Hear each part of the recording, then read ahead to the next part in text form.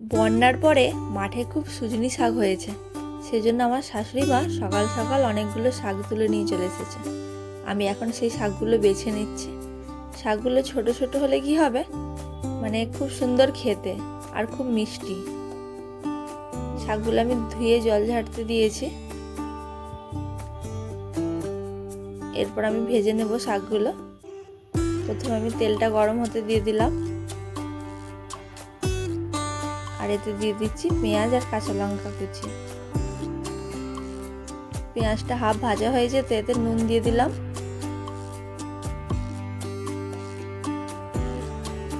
আর এবার শাকগুলো দিয়ে দিচ্ছি। কড়ার আমার উপর চুপুর হয়ে গেছে শাকগুলো।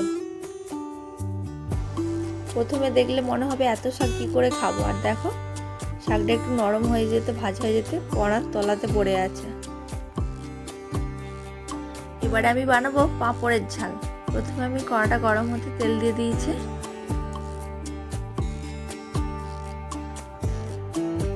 এবার আমি পাঁপড়গুলো ভেজে নেব। পাঁপড়গুলো দিয়ে দিলাম। পাঁপড়গুলো আমার ভাজা হয়ে গেছে।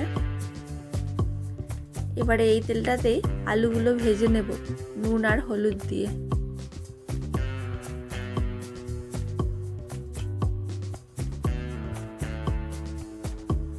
আলুগুলো সেদ্ধ হওয়ার জন্য একটু চাপা দিয়ে দিলাম।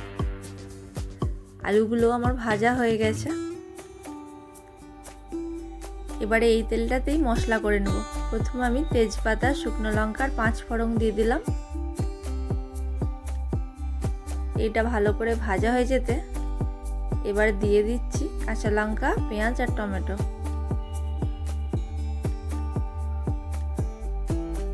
এরপর দিয়ে দিচ্ছি রসুন বাটা।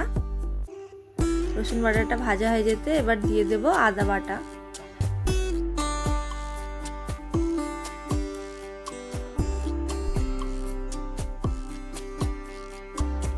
অনেকবার এই রান্নাটা আমার মায়ের হাতে খেয়েছি, কিন্তু নিজে হাতে একবারও বানানো হয়নি।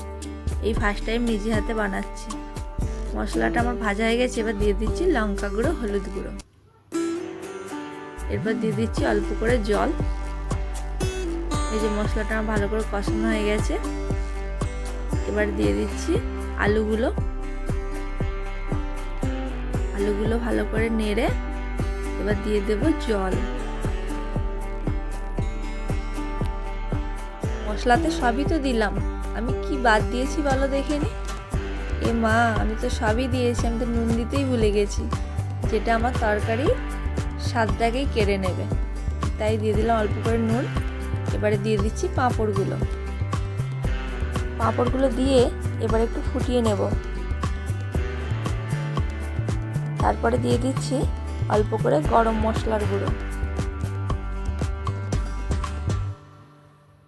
এই যে হয়ে গেছে আমার পাঁপড়ের ঝাল। একটু রসরসই রেখেছি, কারণ আবার আলু আর পাঁপড়ের রস একটু মরে যাবে, সেজন্য। এই হচ্ছে আমার আজকে দুপুরের মেনু: ঝিঙের ঝোল, সুজনি শাক ভাজা আর পাঁপড়ের ঝাল। আজকের ভিডিওটা এখানে শেষ করলাম। সবাই ভালো থাকবে। টাটা।